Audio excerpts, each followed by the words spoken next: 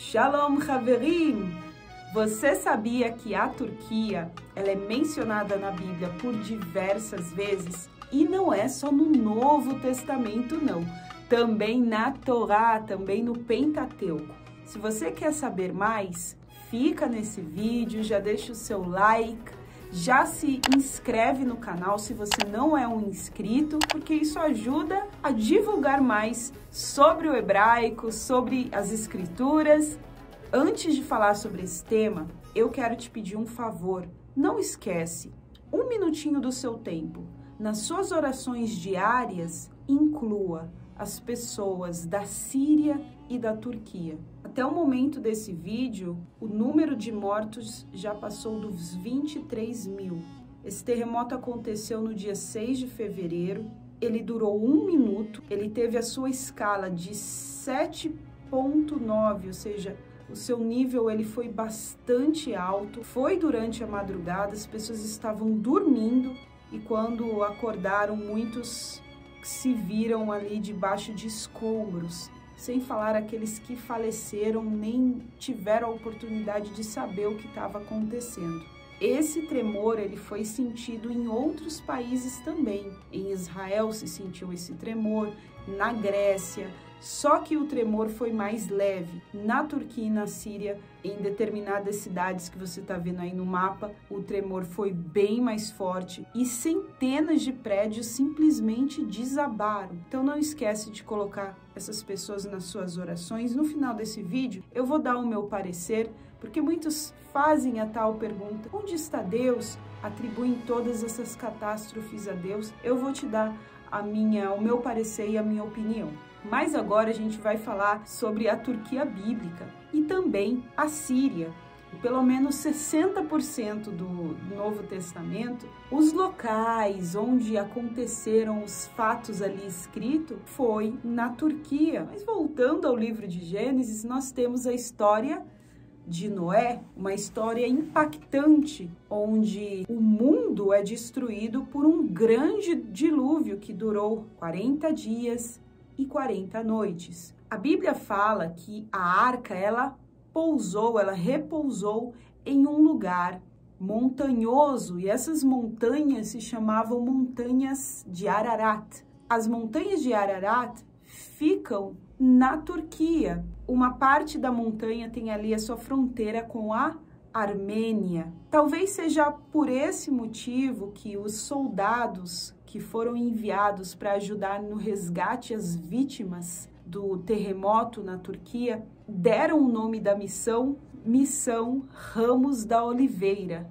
Tá, Sara, mas o que tem a ver o nome da missão Ramos da Oliveira com Bíblia, com a Turquia? Nessa história de Noé, antes da arca parar sobre terra seca, Noé enviou uma pomba para poder testar se ela encontrava terra seca, se ela encontrava folhagem, se ela encontrava algum sinal de vida. E a pombinha ela volta depois de alguns dias com um raminho de oliveira. Então ela volta com um pouquinho de esperança, um brote de esperança. E curiosamente, eu repito, 150 soldados foram enviados para a Turquia, saindo de Israel, em missão de resgate às vítimas ali. E o nome da missão, o nome dessa missão é Missão Ramos da Oliveira.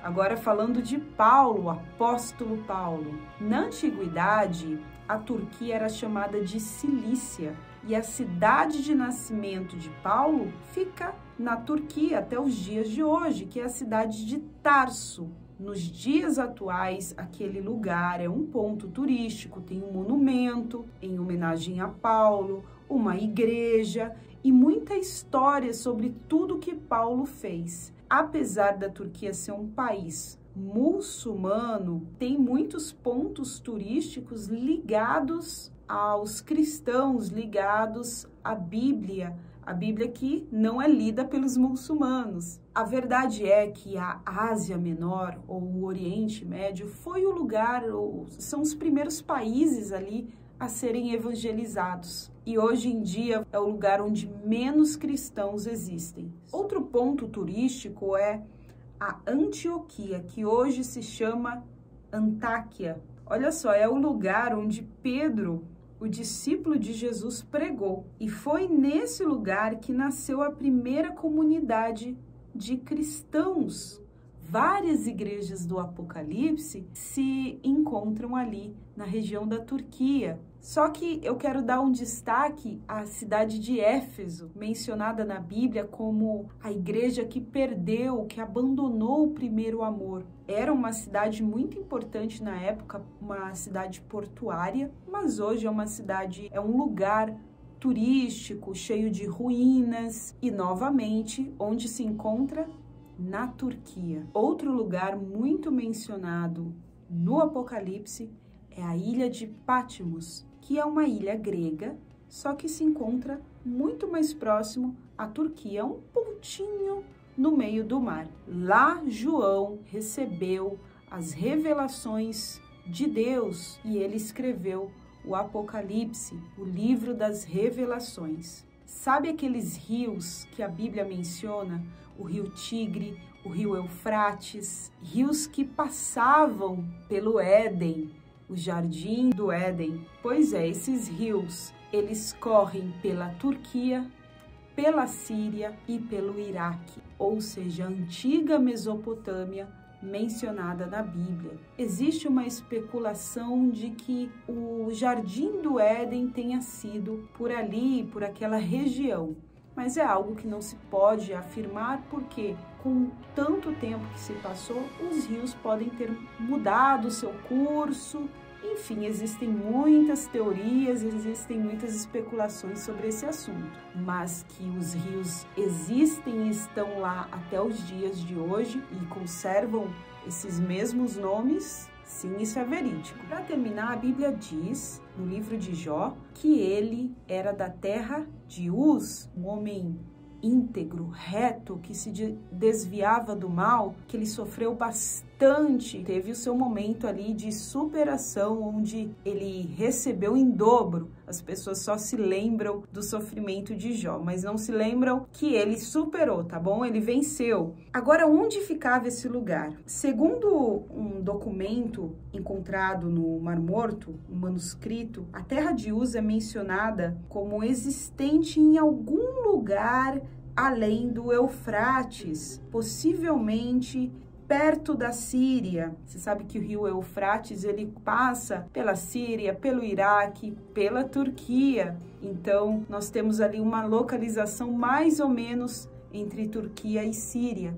Eu quero, por último, deixar a minha reflexão e, claro, deixar vocês pensarem e comentar o que vocês acreditam, o que vocês pensam sobre esse assunto. Muitos se perguntam quando acontece uma coisa muito ruim, uma catástrofe, muitas mortes, eles atribuem a Deus como sendo culpa de Deus ou que até mesmo Deus não existisse, porque se ele existisse, coisas boas, somente coisas boas aconteceriam. Olha só o que esse documentário ou essa reportagem do National Geographic fala. Estudo comprova que atividades humanas causam terremotos mortais. Mineração, construção de barragens e perfurações por fraturamento hidráulico são os principais responsáveis. 167 terremotos foram desencadeados pelo que o relatório chama de represamento de reservatórios de água ou construção de barragens. Esses são, de longe, os mais perigosos. Em 2008, estima-se que 80 mil pessoas morreram ou desapareceram após um terremoto de 7,9 na província chinesa. Em 2008, repito, estima-se que 80 mil pessoas desapareceram, morreram por causa da interferência humana na natureza. Construção de barragem, perfuração de solo, petróleo, gás e em busca desses recursos de uma forma talvez desenfreada, irresponsável. Você que se pergunta, toda vez que acontece algo ruim, seja na sua vida ou seja em escala mundial, uma catástrofe, você que sempre faz aquela pergunta: onde onde está Deus? Ah, se Deus existisse, isso não teria acontecido. Eu te convido a fazer outra pergunta, a refletir de outra forma. Quantas dessas coisas ruins poderiam ter sido impedidas, não teriam acontecido se simplesmente o ser humano tivesse tido outras escolhas? Quantas dessas coisas? Existe uma lei natural de dar e receber, de ação e reação, plantar e colher. E existe uma lei divina do livre-arbítrio. Eu tenho a escolha de fazer o mal, eu tenho a escolha de fazer o bem. E Deus não me livra das consequências que vêm depois. Ele deu essa terra, ele deu essa natureza, esse mundo que foi criado. E o ser humano tem maltratado, dia após dia, esse lugar. Nós temos que ser responsáveis e entender que toda ação tem a sua reação. E às vezes não afeta só a nossa vida, afeta a vida dos demais. E os anos passam e parece que o ser humano só piora.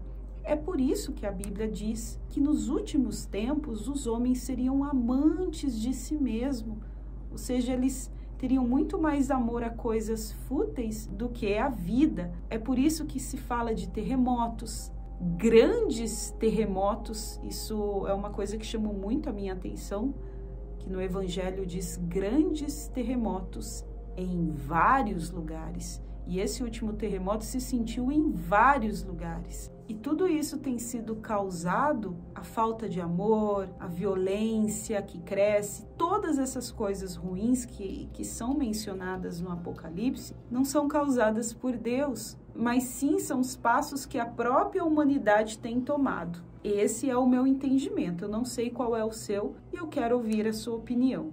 Um exemplo, você sabia que muitas organizações de ajuda, associações beneficentes, resgate de vários países, eles estão encontrando dificuldades de entrar nos lugares onde aconteceram os terremotos na Síria, porque na Síria já há anos existe uma guerra civil onde um grupo de rebeldes, eles não aceitam o governo atual e então lutam ali entre si. E eles mesmo impedem, por causa desse braço de guerra lá dentro, existe uma dificuldade de ajudar quem não tem nada a ver com a história. Muitos grupos de resgate e ajuda humanitária não conseguiu chegar a tempo, não conseguiu executar de forma eficaz o trabalho por causa desses grupos rebeldes. Olha só o amor que se esfriou. Quando a Bíblia dá aquela profecia de que vai acontecer isso nos últimos tempos, não é porque Deus causaria isso, mas é porque o ser humano